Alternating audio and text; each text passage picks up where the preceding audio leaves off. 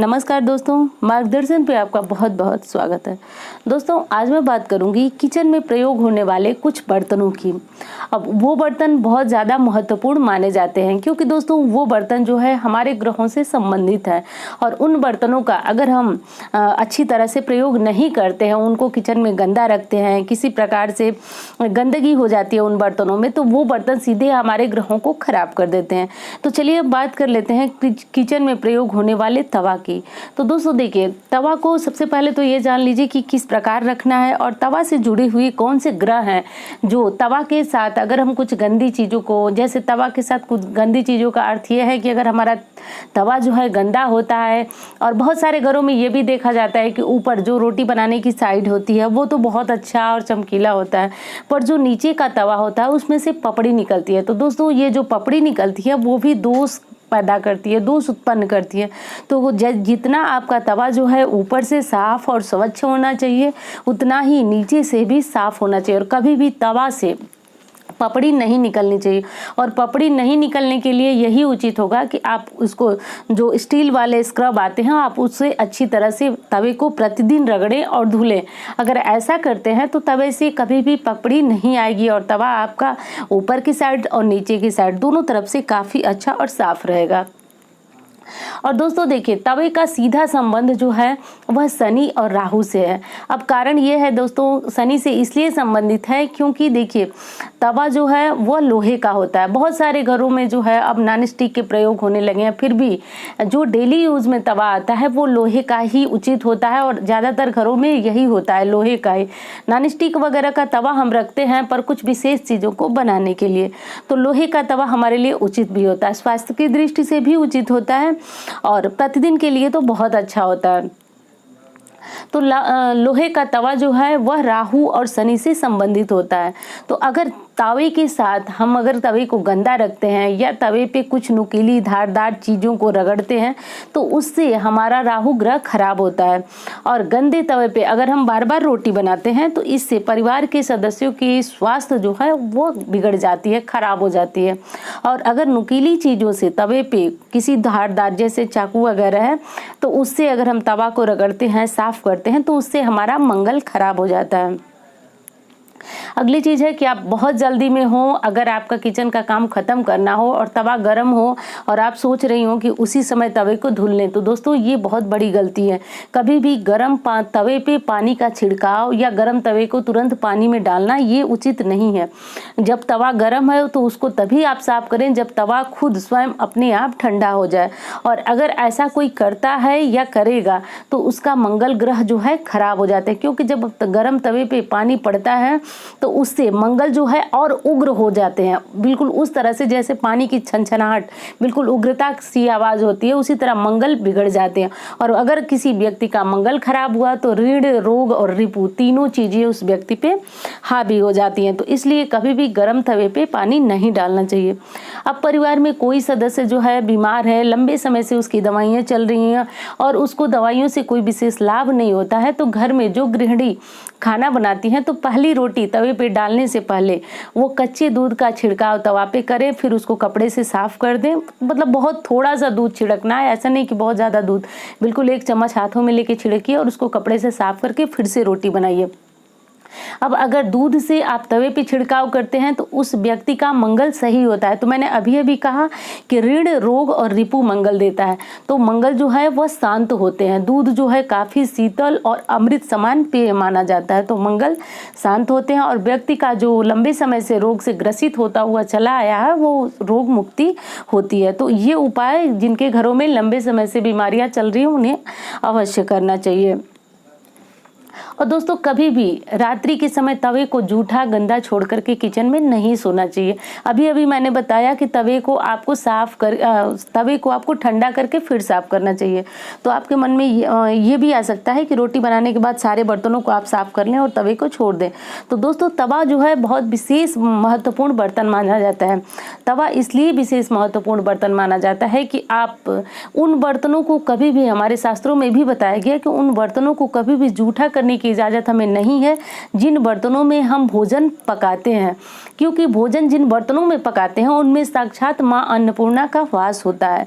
तो कभी भी उन बर्तनों को जूठा नहीं किया जाता है। भले ही कोई छोटा बच्चा गलती से डाल दिया, वो चीज़ें अलग है, पर जब हम भोजन पकाते हैं तो हमें ध्यान देना चाहिए कि हम इस बातों को ध्यान रखें कि कोई भी जूठा बर्तन, तवा हुआ या जो बर्तन हुए आप जिसमें भोजन बनाते हैं उसमें जूठा बर्तन नहीं डाला जाता या जूठी चीज़ों उसमें बैठ करके खाना नहीं खाया जाता है। इस बात को बहुत ज़्यादा ध्यान देना चाहिए। दोस्तों, कढ़ाई के साथ भी वही बात है। कढ़ाई में आप भोजन बनाते हैं तो कभी भी उसमें भोजन करना नहीं चाहिए। आप उसमें से भोजन निकालें अलग प्लेट में, अलग बर्तन में, और तब आप उसमें भोजन करें। कभी भी ऐसा नहीं है कि आप जिस बर्तन में भोजन पका रहे हैं उसमें खाना चाहिए। तो दोस्तों, शास्त्र भी हमारे यही कहते हैं, और शायद इसका एक कारण और भी होगा कि देखिए, हम जो भी भोजन बनाते हैं वो हम आप और मतलब स्वयं भी खाते हैं और आने वाले जो आगंतुक होते हैं उन्हें भी खिलाते हैं। और देखिए, आगंतुक जो है, मेहमान जो है, वह देवता के समान माने जाते हैं। तो आप आने वाले को, जब आप अपने घर में स्वयं स्वच्छता का वातावरण रखेंगी तो आने के वालों के लिए भी स्वच्छ भोजन या स्वच्छ जो भी आप भोजन परोसेंगी वो बिल्कुल स्वच्छ होगा। और अगली चीज़ ये भी है कि जो आप देव पितृ के लिए भोजन बनाती हैं वो भोजन भी आप उसी बर्तनों में बनाती हैं। तो इसीलिए कहा गया है कि आप उन बर्तनों को कभी भी जूठा न करें। तो धातु के बर्तन भले ही हैं, पर आप उन बर्तनों में खाना न खाएं, क्योंकि देव और पितृ के लिए जो भोजन बनता है वो भी आप उन्हीं बर्तनों में बनाती हैं। तो इसीलिए माना गया है कि कभी भी इन बर्तनों को बिल्कुल जूठा नहीं करना चाहिए। अब बात कर लेते हैं चकला और बेलन की। तो दोस्तों, चकला बेलन जिस प्रकार तवा हो गया और आपका कढ़ाई हो गया, उसी प्रकार पवित्र बर्तन माना जाता है रसोई का चकला और बेलन। चकला बेलन जो है रोटी बेलने का काम करता है। और दोस्तों, वो सारी चीज़ें बिल्कुल बिल्कुल ज़्यादा पवित्र मानी जाती हैं, बिल्कुल ज़्यादा माँ अन्नपूर्णा का उनमें वास माना जाता है जो रोटी से जुड़ी हुई होती है। दोस्तों, कहा भी गया है कि जो व्यक्ति रोटी से खुशहाल है वो अपने जीवन में बहुत सारी परेशानियों से बचा रहेगा, क्योंकि रोटी जो है जीवन की एक मूलभूत आवश्यकता है। और ऐसी मान्यता है कि जिस व्यक्ति के पास रोटी है वह सुखी व्यक्ति कहा जाता है। मतलब रोटी का संबंध जो है व्यक्ति के खान पान से है। तो इस बर्तन को चकला और बेलन को कभी भी अलग अलग नहीं रखना चाहिए। और दोस्तों, आपको ये भी पता होगा कि रोटी बनाने के बाद जो है इन बर्तनों को कभी भी बर्तन के साथ नहीं भिगोना चाहिए, और नहीं इनको अलग निकाल करके और एक साइड रख करके और जूठे छोड़ देना चाहिए। आप तो रोटी बनाने के तुरंत बाद इन चीज़ों को साफ कर लेना चाहिए। दोस्तों देखिए, शास्त्र की बातों तो यह है ही, अगर आपके घर में कोई बड़ा बूढ़ा होगा तो ज़रूर आपको ये चीज़ें बताई गई होंगी कि रोटी बनाने के बाद इन बर्तनों को तुरंत साफ करके किसी साफ स्थान पे रख दिया जाता है। और अगली चीज़ ये है कि चकला बेलन को कभी भी अलग जगह पे नहीं रखा जाता है, यानी अलग अलग जगह पे नहीं रखा जाता है। ऐसे माना जाता है कि इनकी जोड़ी अगर बिछड़ी हुई है, अलग अलग है, तो परिवार में जो भी जोड़ी में सदस्य हैं, दंपति हैं, उनकी जोड़ी में भी खटास आती है। तो कभी भी इनको जहाँ भी रखा जाता है वहाँ जोड़ी में ही रखा जाता है। और एक चीज़ और पूछा जाता है, आप लोग पूछते हैं कि तवा को कैसे रखना चाहिए। तो दोस्तों, जहाँ तक मैंने सुना है, जहाँ तक मैंने ज्ञान लिया है, और इस बात पे मैंने बहुत सारे मतलब जो मेरे पुरोहित जी हैं मैंने उनसे भी चर्चा की, तो उन्होंने भी बताया कि तवा को कभी भी उल्टा नहीं रखना चाहिए। जब भी आप तवा को रखें वो सीधा ही रखें, सीधा रख सकते हैं। और अगली चीज़ है, बहुत सारे लोग जो हैं गैस के पीछे तवे को पलट के खड़ा कर देते हैं। ये चीज़ें बिल्कुल सही नहीं है। गैस के पीछे भोजन रखना, तवा रखना, ये सारी चीज़ें जो है जो अशुद्धि वाली अवस्था होती है। जब किसी की मृत्यु हो जाती है परिवार में तो चूल्हे के पीछे भोजन रखा जाता है, और जो भोजन महापात्र के लिए बनता है वो विशेषकर खाना बनाने के बाद चूल्हे के पीछे तवा, कढ़ाई और सारे भोजन को रखा जाता है। तो इसलिए सामान्य जीवन में ऐसा करना बिल्कुल वर्जित बताया गया है। तो ये आप भी ध्यान दें।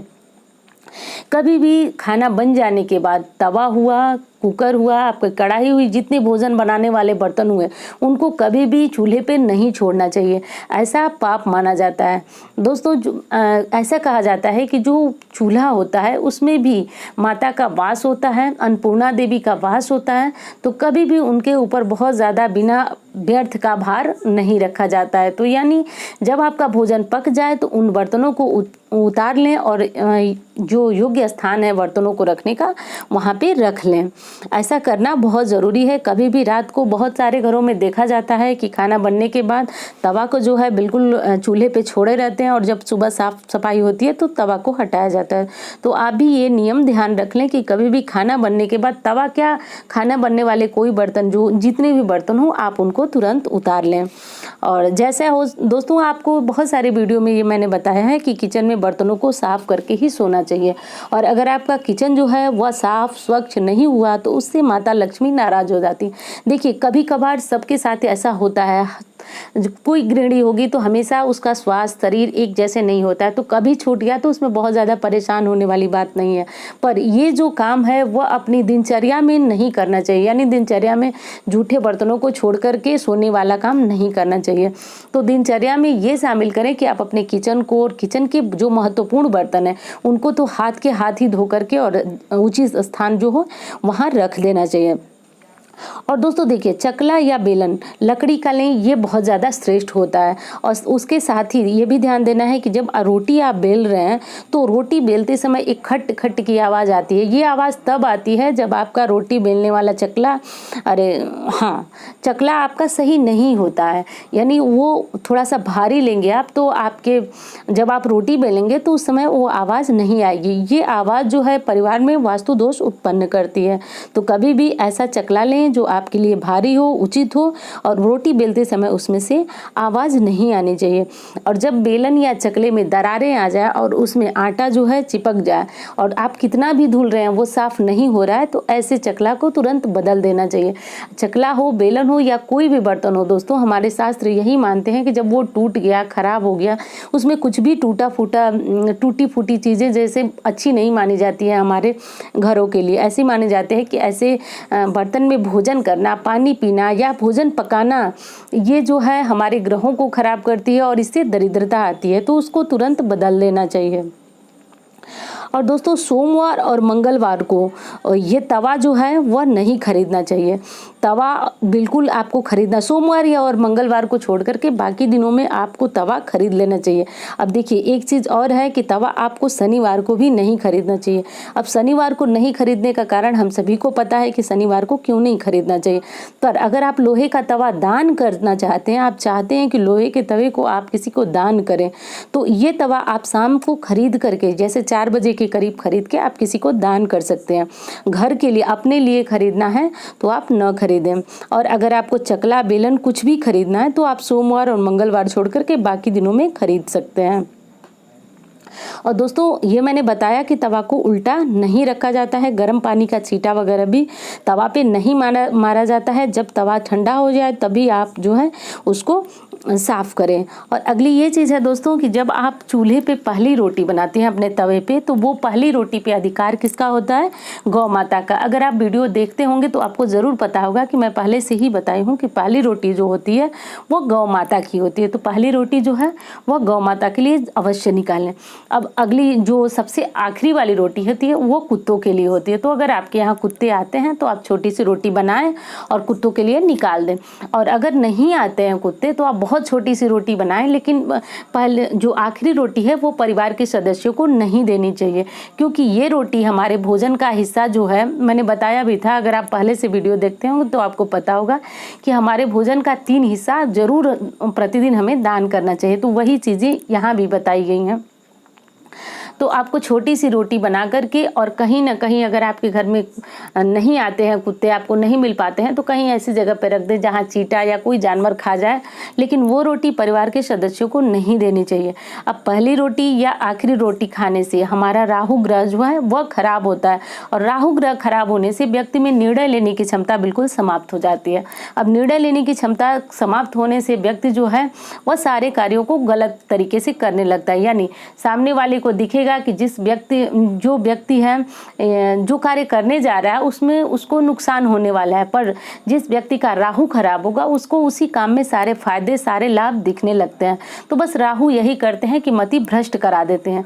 तो ये 2 चीज़ों से आप बचिए। मैं ये नहीं कर रही हूँ कि आप अपनी रोटियाँ बहुत ज़्यादा बेकार कीजिए। आपके यहाँ गाय नहीं आती है तो आप बहुत छोटी छोटी रोटियाँ बनाइए, पर देखिए दोस्तों ये हमारे शास्त्र के नियम हैं कि हमें अपने भोजन का 3 हिस्सा अवश्य निकालना चाहिए। तो वही वीडियो में ही आज भी मैं आपको बता रही हूँ, और ऐसा बहुत ज़्यादा लाभप्रद भी होता है। तो ये भी हमें ध्यान देना चाहिए। और दोस्तों वही चीज़ है आटा गूँथने वाले बर्तन को। आटा गूँथने वाले बर्तन को भी आपको समय समय से अवश्य साफ करना है। समय समय का मतलब है कि प्रतिदिन आपको ये चीज़ें ज़रूर साफ करनी चाहिए। तवा, चौकी और बेलन और आटा गूँथने वाला जो बर्तन होता है उसकी सफाई भी आपको समय समय से ज़रूर करनी चाहिए। अब दोस्तों बात कर लेते हैं चकला, ये जो पीसने वाला सिल और बट्टा होता है। तो सिल बट्टे को देखिए बहुत ज़्यादा पवित्र माना जाता है। अगर आपके यहाँ जो स्थानीय मान्यता हो तो उसमें अगर आप देखे होंगे तो शादी ब्याह के अवसरों पे इसी सिल बट्टे पे ही पितरों का आह्वान किया जाता है और इसकी भी भली भांति पूजा होती है। शादी ब्याह में या कोई भी शुभ अवसर में इसी सिल बट्टे के ऊपर जो अभी आप स्क्रीन पे देख रहे हैं तो इसी के ऊपर पितरों का आह्वान मानते हैं। और आपको तो पता है कि हमारे धर्म में समय समय पे बहुत सारी चीज़ों की पूजा होती है और सब सम्मान योग्य होते हैं, तो इस पे ही पितरों का आह्वान माना जाता है। तो अब इसके रख रखाव में आपको ये ध्यान देना है कि आप ये जो जोड़े में होता है उसको जोड़े में ही रखना चाहिए, उसको अलग अलग नहीं रखना चाहिए। इनका जोड़ा अलग करने से परिवार में जितने भी जोड़े होते हैं उनमें एकाग्रता नहीं रह जाती है, उनमें खटास आता है। तो कभी भी इसको जोड़े में ही रखना चाहिए। और अगली चीज़ है जब इसका प्रयोग न हो तो आप इसको साफ कर दें। जैसे आप इस पर कुछ पीसने के बाद इसकी तुरंत सफाई कर दें। कभी भी गंदी चीज़ों को नहीं रखा जाता है। और एक साधारण शब्द में बोलूँ तो आपको पता भी होगा कि गंदी चीज़ों में माँ लक्ष्मी नहीं निवास करती हैं। और अगर आप चाहते हैं कि परिवार में खुशहाली रहे, माँ लक्ष्मी का वास रहे, तो अपने घर में बहुत ज़्यादा सफाई रखें। जितनी आपसे हो सके तो उतनी ज़्यादा सफाई रखें। सफाई रखने से ही माँ लक्ष्मी आएंगी हमारे घर में और हमको आशीर्वाद प्रदान करेंगे। तो बस दोस्तों यही सारी कुछ बहुत ज़रूरी जानकारियाँ थी जो मुझे आपको देना था। और दोस्तों ये जानकारियाँ जो है बहुत काम की भी हैं और ये जानकारियाँ लेकर के आप अपने जीवन को काफ़ी सार्थक और सफल बना सकते हैं। और दोस्तों ये भी जान लीजिए कि इन बर्तनों का अनादर भी नहीं होना चाहिए। इन बर्तनों का किसी बर्तन का अनादर नहीं होना चाहिए।